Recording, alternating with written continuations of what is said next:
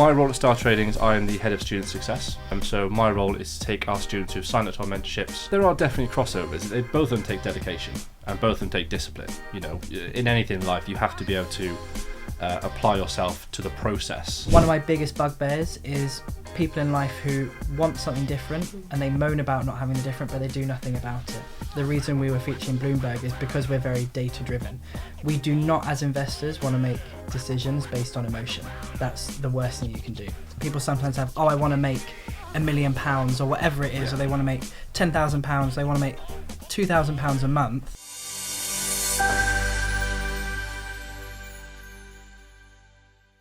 Hi everyone, I'm Sophie. I'm Lewis. And today we've got a very special guest with us, Josh Jones, the head mentor of STARTrading. Welcome, Josh. Hello everybody. How Lovely are to be you? here. I'm great. Lovely to be here. I was always told I had the face for radio. Well, this is a podcast. most of our listeners are audio. I'm sure if I was born now, I'd be the face of podcasts. Yes. You know, in the modern day. There you go. Here I There am. we are. So, Josh, do you want to tell us a bit about what you do for STARTrading? So my role at STARTrading is I am the head of student success. So my role is to take our students who've signed up to our mentorships from day one, so knowing nothing about trading at all, up until the point where they are trading confidently and competently all of our strategies. That is amazing. What a journey you see people go through. It is, yeah. It's quite cool because, you know, often in our first session with our students, you know, we always try and get to know them. We always sort of say, have you traded before? Have you ever looked into trading? And often it's no, you know, it's or they've heard about it, they know the benefits of it, but they haven't actually done any form of trading. So it's covering the very basics, you know, teaching them the, you know, what are candles, what are charts, you know, what support and resistance, things like that, and then seeing them develop all the way through to the point where they're then placing their first live trade, getting their first winner, and then mastering all the strategies that we teach up until the point where they're then trading almost by themselves. Which is really, really nice to see, yeah. So yeah, That's amazing. It's quite a journey, but it's good to watch. Does it make you all warm inside when It you're does, like, you're free yeah, now? It does. My little traders. Yeah, so my background is in teaching, so I was a secondary school teacher, and it's the same feeling you get, you know, when I'd have like a year 7 group and I'd teach them all the way through up until they're doing their GCSEs and then they'd leave school. Is that kind of same feeling, you know, that sort of progression? It's quite nice. How does it compare to powerlifting? How does trading compare to powerlifting? Teaching people that same warm fuzzy there is a point to me asking the question. So Josh, what's your other background? So my other background was I was a personal trainer. So I was a personal trainer for about 10 years. I was a competitive powerlifter as well.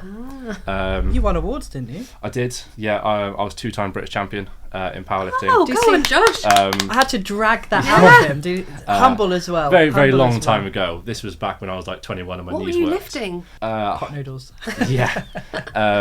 So I competed in multiple sort of weight categories as they're divided into, and you know the weights obviously increased as they went up. But yeah, so I competed in different federations, and some of the first years I was competing, I was the British deadlift champion. So you compete in like single events, and then I was full power champion the same year as well. So 2-time British champion. What does on that mean? Like, what were you... Yeah, what weight? Yeah. So my best deadlift, any powerlifters listening now are going to fall off their chairs laughing because by today's standards these weights are like nothing. My best ever deadlift was like 255, my best squat was 230, my best bench was 130. What, hundreds of kilos? Yes. Wow. That's a lot. So yeah, any powerlifter listeners just are currently rolling on the floor laughing. Well, I mean... I'm impressed. Yeah. Yeah. Not work. anymore. Could you, like, pull a bus if we got you to do that, or...? I think my back would have some words to say about that if I tried that these days, and my hips would definitely give out. Anyway, how does this link? So Yeah. is it the same sense of satisfaction when you get that weight in the air compared to getting a winning trade or helping students? Interesting question. I suppose, yeah, because there's a sense of achievement. I suppose it is slightly different because when I was powerlifting and I would lift a certain weight, that's my achievement. You know, I've done that. I've worked hard for that. I've done that. When a student places their first live trade, that gets their first winner, I don't see that as my achievement. That's them. They've put that work in. There's a sense of pride that, you know, I've helped them get to that point.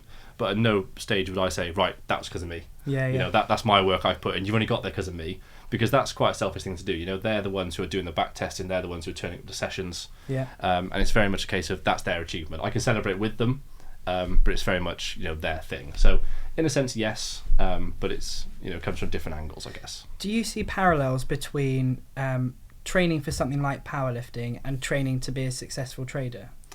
There are definitely crossovers. Both of them take dedication and both of them take discipline. You know, in anything in life, you have to be able to apply yourself to the process that it takes to get to that point. You know, when I was competing, there would be the build up to a competition could be months long. You know, and you have to turn up to every session. You have to do the work. So there'd be 3 or 4 sessions a week, and there'd be each session would be a couple of hours long. You have to turn up and do that. In the same in trading, obviously we're not turning up every week and doing hours and hours of learning and teaching, but it takes consistency. If you turn up to a session and do a session, we cover something, but then maybe you take a couple of weeks off, or you don't do any work until the next session. There's going to be elements that you forget.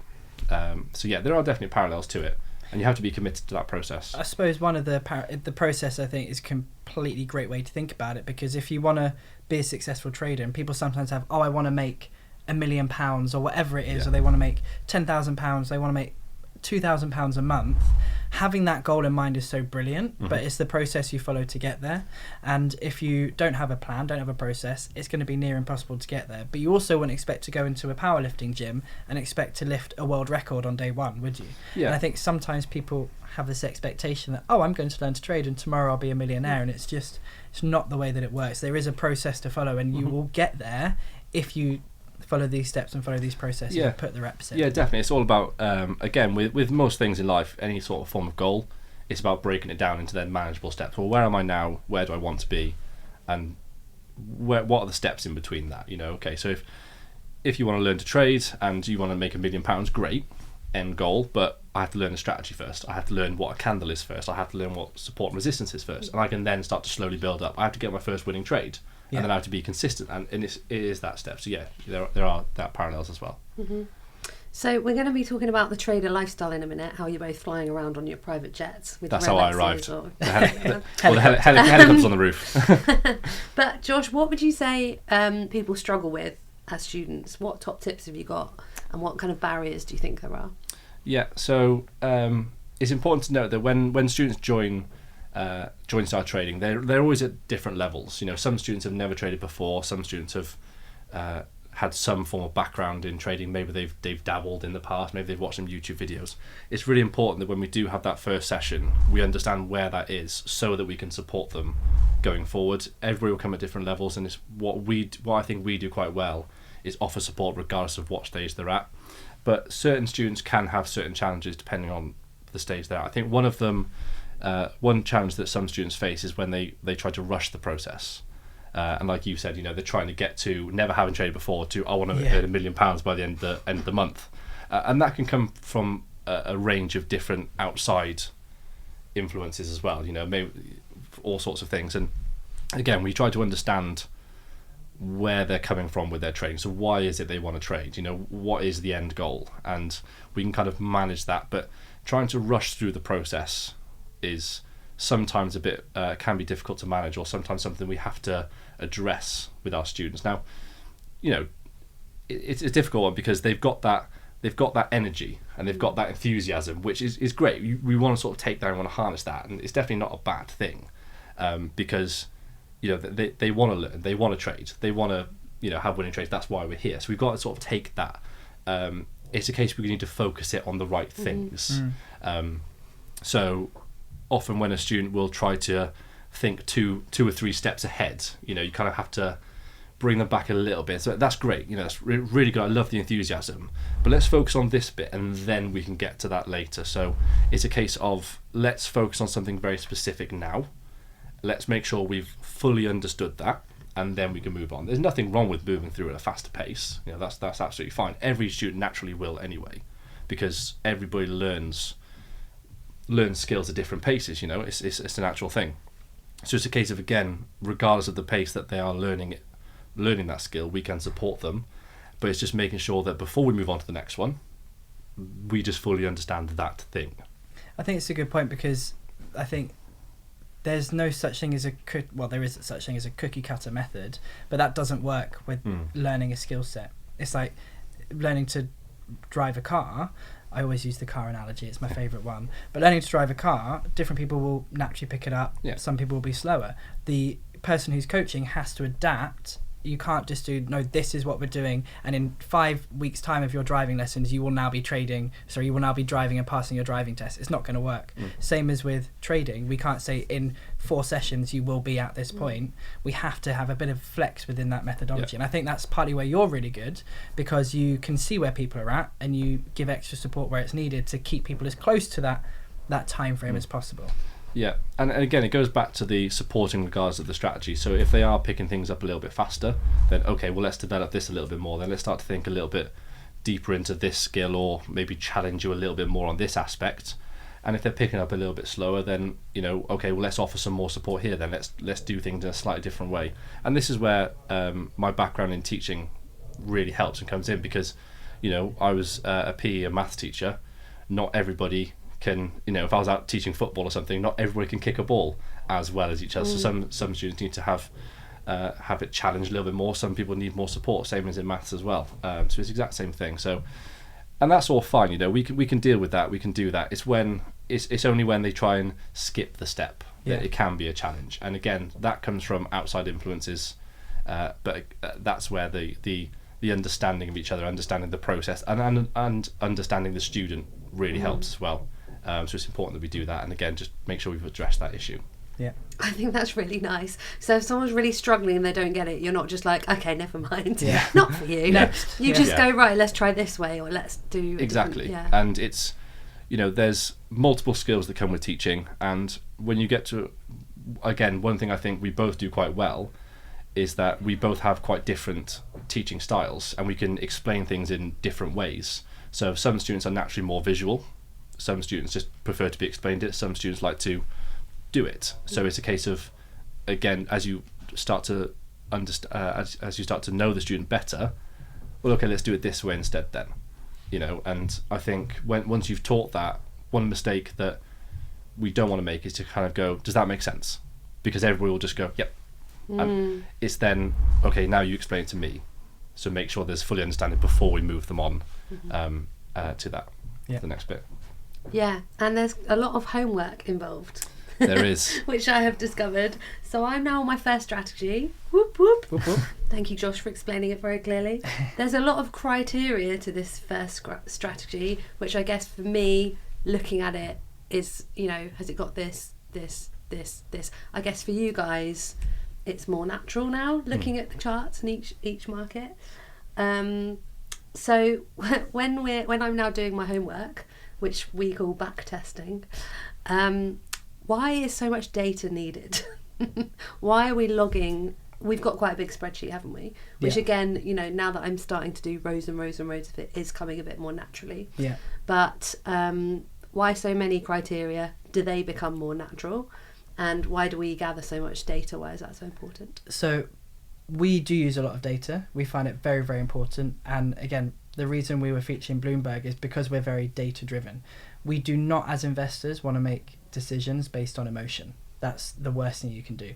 Or gut feeling. Because if you're basing your decision on gut feeling, or you're basing it on emotion, you don't have a strategy. You're just hoping for the best. And hope is not a strategy, which is a phrase I like to use in business and in life. So we need to have data, and it does become more natural. It becomes easier, that testing process. So next week we'll have another conversation. We'll see if it's easier. But it does become easier. Now, as you become more proficient, again, going back to our core value is to make people independent traders. How are we going to make you independent if you don't understand what is and what is not working within a strategy?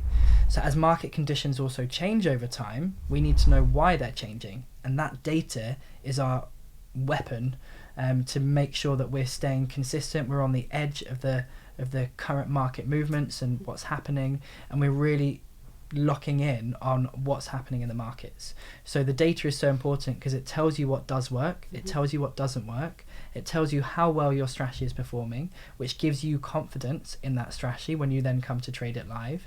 It also enables you to spot the opportunities in the market by doing that repeated process. And unfortunately, it's a reality of life that mastery comes by repetition. So we have to repeat this practice over and over again so that we can master the skill set. So the data is super, super important. Yeah, I really like the fact that you haven't said to us as students, here's a couple of examples of good trades, off you go. Yeah. You've gone, go and do your homework and do the back testing, try and find them, so that you've got the brain working, you've got this list of criteria you have to find, and it's like you're learning and learning and learning and improving, and you've now got that skill yourself instead of you kind of doing an example of it. Yeah. And if we didn't do that, there'd be no empowerment. Mm-hmm. And the core of what we do is to empower. So if we're just doing it all for you, then you're not empowered. So yeah, it's really, really important. Yeah, love it. Do you want to add anything, Josh? Yeah, well, just to kind of repeat what Lewis said there, it's definitely a case of building the confidence thing as well, because, you know, like I said, we're trying to empower you, and we always have a focus that our job is to educate you to go off and be independent traders. We don't want you to go off and leave us. We want you to sort of stay as part of our community. We're very proud of our community, but we want you to be independent to do this thing yourself and to empower you. So it is a confidence thing, and it's also one thing we always talk about a lot in trading as well, is the mindset. You know, trader mindset is hugely important. Fear and greed. What do you do when you're not finding as many trades as you want, or you're struggling to find trades? How are you going to act in that? It's a lot easier to do that in a back testing sense when there's no money on the line and the emotions are a lot lower, to sort of grasp that before you then go into a live market. As you will find out in a few weeks when you start placing live trades, the emotions do become a lot stronger. It's good to have a real good grasp on that to begin with before you then go into live trading. So it is an important process that we go through. Love it. And you both briefly mentioned the community there, which I don't think we've spoken about yet on the podcast. No. So who wants to talk about the community and how it works and how we all help and support each other? Do you want me to do that? Go for it. So we have a community. We host it on our Discord website, which is like an online sort of and phone app. Yeah, it's on an app. It's on a website, and it's kind of like I don't know how you describe, like a forum type chat room thing website. And our students are on there, and they are there to support each other. As we said, we're very, very proud of our community. We've built it up over these years. And it is a community. It is a family, and there are students who have been around longer than I've been around, who are still in there, still trading, still part of it. And there are students who joined, last week, and it's a case of those students who have been around a little bit longer, who have been through the mentorship, learned this skill, and now the ones supporting the students come through, sort of helping the next generation of traders, if you like. And we're very open in the community that anybody can ask for help, and we encourage that as much as possible. For people to ask for help, they can post screenshots of potential trades they might be doing, of their back testing, to ask for feedback from the community as well, and things like that. We do community support sessions where every couple of weeks we'll all meet up, little accountability, how things going, what's gone well, what's not gone so well. Does anybody have any questions? We do sessions where we analyse live trades together. We have an active trader chat where people can discuss potential trades they might be taking in the market, and all things like that. And again, it's all about that support, that community. The one thing we don't want to do, again, this is going back to sort of creating independent traders and empowering people, is we don't want to go, there's the strategies, see you later, because that doesn't work, and so it's true, because you can go online and you can buy a strategy. Yeah. Great. What does that actually mean? Yeah. But just because you've bought a strategy doesn't mean you can actually implement that strategy correctly. So you need to, first of all, do you know that strategy works? How are you going to know it works if you don't create the data behind that? So just buying a strategy online is one of the worst things you can do, because it may have worked 10 years ago, but the market conditions changed. Doesn't mean it's going to be working now. Whereas within StarTrading, we're constantly evolving our strategies to make sure that they're working. Yeah, I love it. It's a good community. And then, if you were to buy that strategy online or learn one from YouTube, what are you going to do if it doesn't work? Yeah. Who are you going to turn to for help? What are you going to do if you have a couple of losing trades in a row? And in your early days when you're making mistakes, who are you going to turn to and ask? Who are you going to call? Exactly. And how do you even know you're making a mistake? How do you know if you're interpreting the charts incorrectly or not, or how are you going to know all that without that feedback?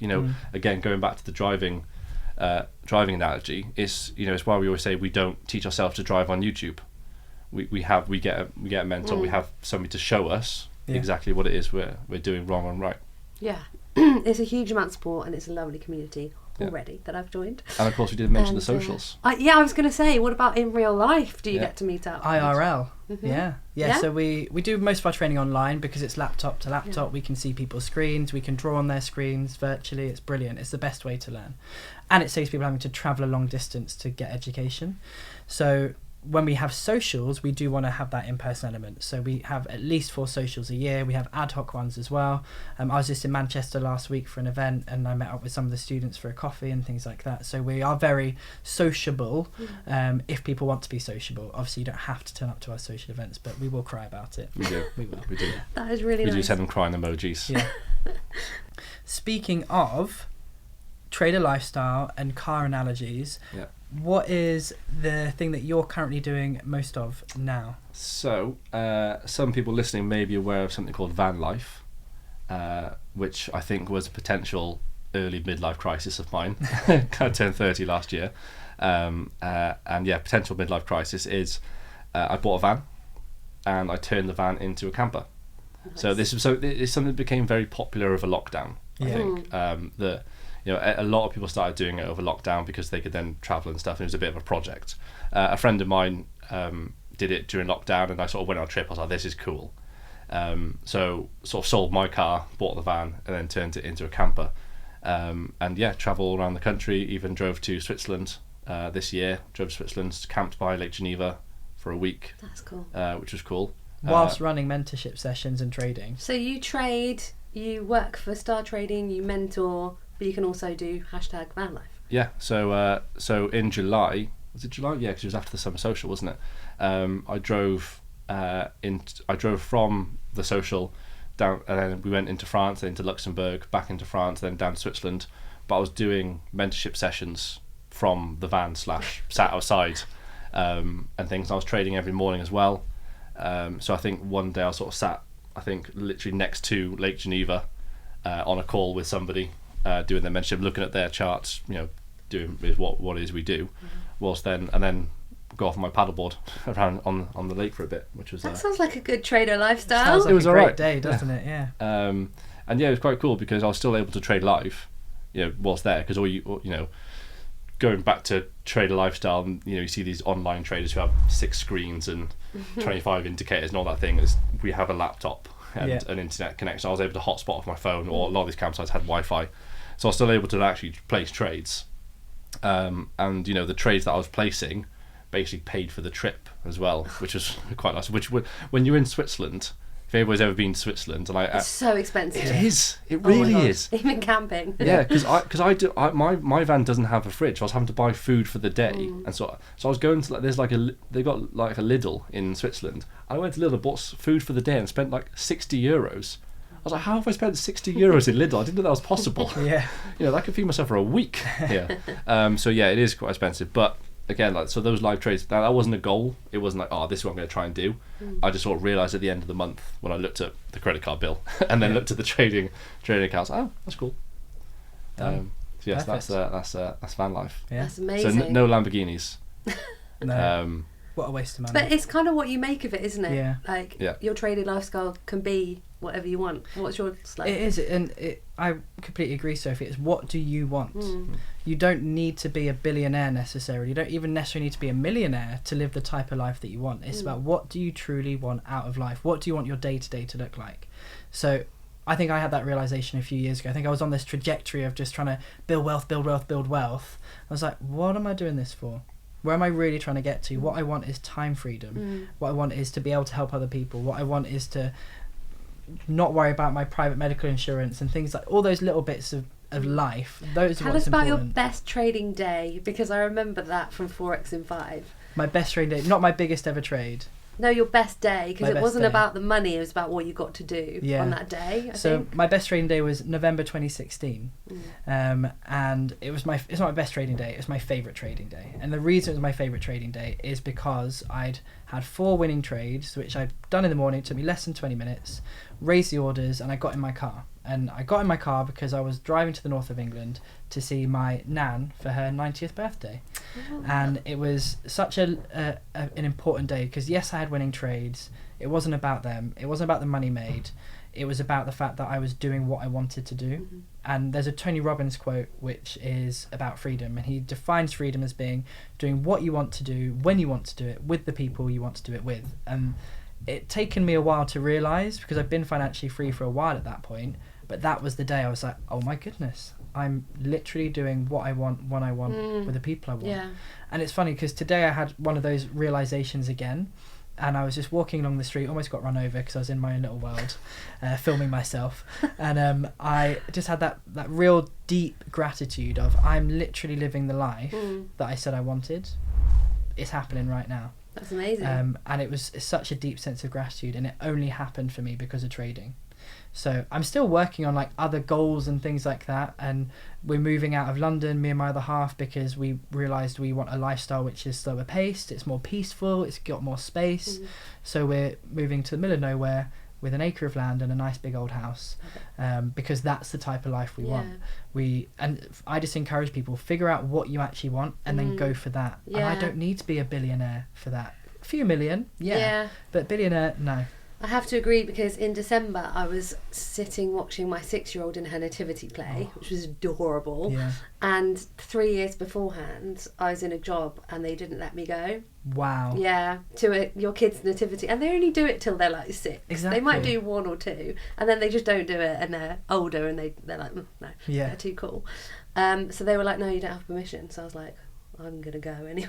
Wow. Yeah. But they didn't let me go to that. They didn't let me go to the dentist. They were like, no, you can arrange that out of your hours.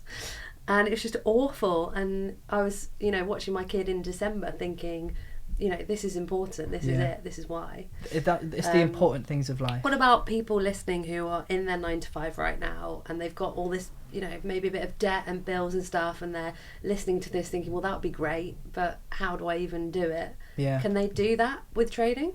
Completely, yeah. And I'm just going to be really honest. One of my biggest bugbears is people in life who want something different and they moan about not having the different, but they do nothing about it.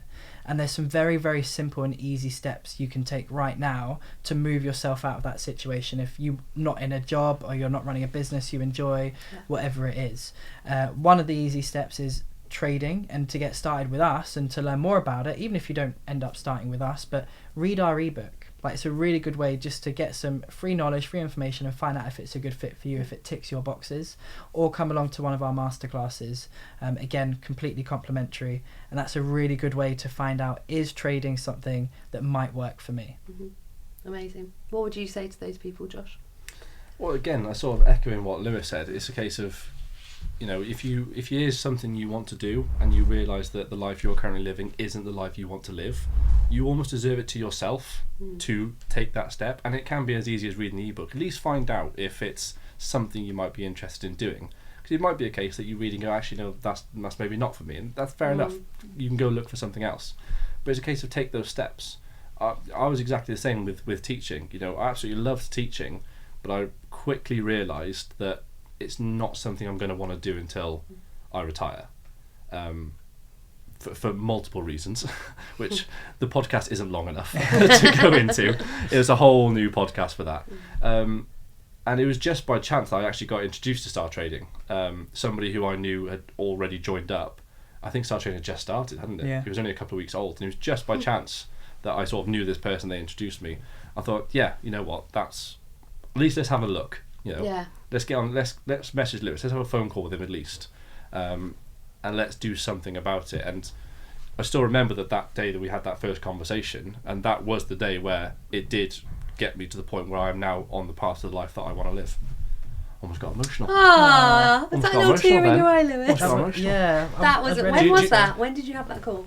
So that was when I was still teaching at the time. But this was it was early 2020, because it was just before lockdown. Yeah.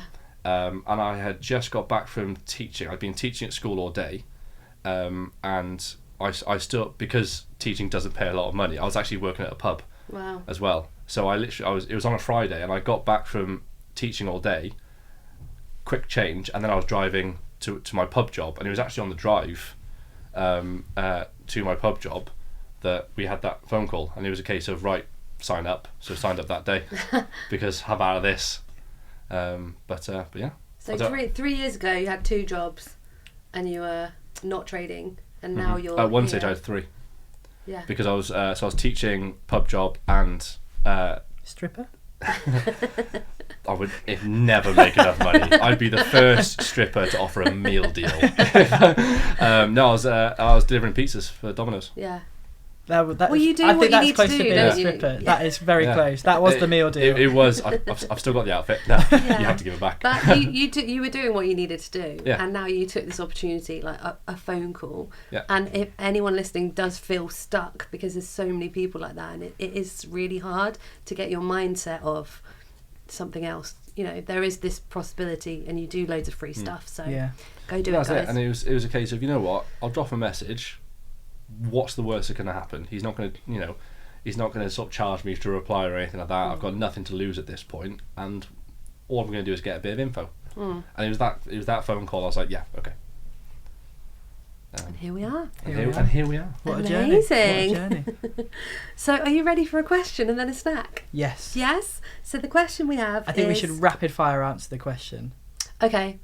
Are you hungry? Who's going to Yeah, I'm answer? hungry. What's Okay. the question? I want to find out what the question is first. Why do we trade early morning or late at night? You can go for it. So essentially, you want to live trade when the market's quiet. So you don't want to be trading when there's a lot of volatility in the market, and it all comes down to when's the best time to set the trade. So as we've already mentioned previously, we have a set list of criteria. The final criteria is we want to base our trade on that final criteria. We don't want to miss the opportunity to place it at the right time, and we don't want to get in too early at the same time. So it's all about trading when it's quiet. So you trade early in the morning, so you get up a lot earlier than most humans. And you'll trade a lot earlier. I trade about 7 o'clock in the morning. It suits one of our strategies to trade about 7 o'clock in the morning as well. And again, the market's quiet at that time, or you can trade late at night. And again, it all comes down to... Why is it quieter at those times?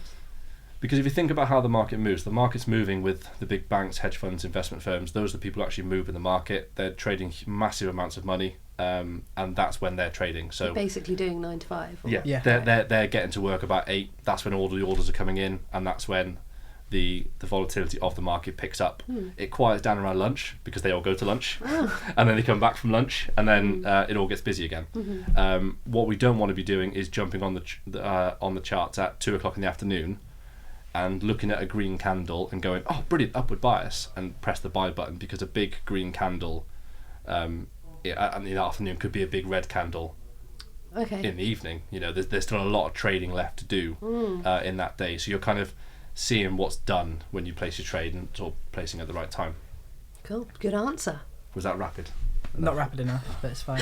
Lewis is hungry. All right, shall I Typical. give you a snack? Yes. Right. Are you ready for this, Josh? Yes. Okay. I'm going to shut my eyes. Okay, shut your I'm eyes. not. Oh, okay. Okay. It's a surprise. Okay, It's I'm a going surprise for snack this section. one. Okay, open your eyes. Oh, hello. What can you see? Tell I the can audio see, people what you can see. Dean's baked by hand, extra mature cheddar and chili bites. I'm going to blimmin' love these. What's your surprise score? Do you know what? I've never seen these before, so this is a 9. Ooh. Yeah.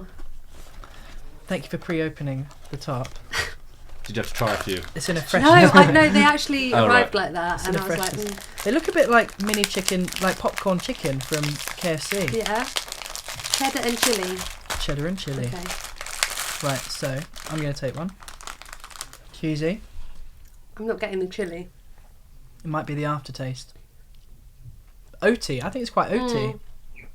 Oh, I get a little chili kick there. It's like a spicy mini cheddar. It is like a spicy mini cheddar. It's like a mini cheddar mixed with like... There's a lot of product placement in this podcast. But Are we allowed like- to do that? Posh It is mini posh. cheddar. Yeah, but they could sponsor us if we're really nice about That's it. true. Thank you, Deans. Thank you, Deans. And this podcast sponsored by. I would say 7 out of 10. I'm getting a bit of spice now. Yeah, I'm getting a bit of spice. I like that. They're nice. 7 out, Moorish. At like a Christmas party, like finger food thing, I'd be stood by Dean's them. bites. Yeah, Dean's bites. Approve. I'm gonna go for this one. Right. Your choices have been very up and down, Lewis. I mean, this one might be very down. So, it's ready Can I for look? you. You can look. Oh my god. What? Is that even a snack? It's a snack. Lewis, It's a box and it says Fartybiotics helps prevent you stinking the place out. 30 capsules. It's a small studio. It's a very small Yeah, Can you studio. explain, please? So it's a sugar. They're sugary snacks. They're not actual antibiotics. Oh. So I thought I'd go for like a fun snack, a funny snack. Okay. So they may not be particularly delicious, but I have a feeling they're We going know if we do any events, who's catering them now. possible side effects: a better smell in every room, reduction in people avoiding you in public, and less chance of sharting in your pants. Love that. You can see why I think they might be Tic Tacs. So yes, Where did you find these? I was Googling. No, I was looking for presents for my brother-in-law over Christmas, and I saw them then. So I thought, I'll get some for Sophie. Thank you. They had a whole Right, range. Look, chocolate is the brief. Well, I'm no. a Belgian. Sweet snack. Okay, sweet snacks. Okay, And we it's, have to try it's one. sugary, so there we go. Right, I'll let you open Alright. up here. I mean, Are they're they very actually sweets? yeah, they're NHS branded. What? Ingredients. Jelly beans. There we go. Now we're talking. See, One a day keeps the wet farts away. what's the warning on the top? Warning, only to be taken if you're a massive farter. Oh, sorry. Wow! Josh can have one. Well, he might have had good. gluten. I'm not saying Yeah. you're a massive farter. He is if he has Oh, gluten. they're little colourful Yeah, jelly that is beans. true. Okay, fine. Can you have these? I think so, yeah. Okay. I think you Shall I need, double to check take, them? you need to take them on an empty stomach, though. That's the only thing. Yes, that's true. Yeah, an Why? hour before You can't drink an hour alcohol before with tea. It's just Are you- jelly why are you beans. sniffing I can. them? Why aren't you trying them? Oh, I Alright. don't have a problem with my stomach. It's literally jelly beans. Is it just jelly beans? Yeah. Yeah. Okay. Surprise. 9. Yes. Taste. Hang on. I quite like it, you know. I mean, I've had a red one, a yellow one. I've got a green and an orange. Do they all taste the same? No, They're much, much less disappointing than I was expecting. What do you think, Josh? I'm a big jelly bean fan, so I'm going to give it a solid 10. Okay. I'm going to go for a 9 as well. They're really tasty. I'll go 8. Okay, cool. Thank you very much for joining us on this episode of the StarTrading Podcast. Goodbye from me. Bye. Bye.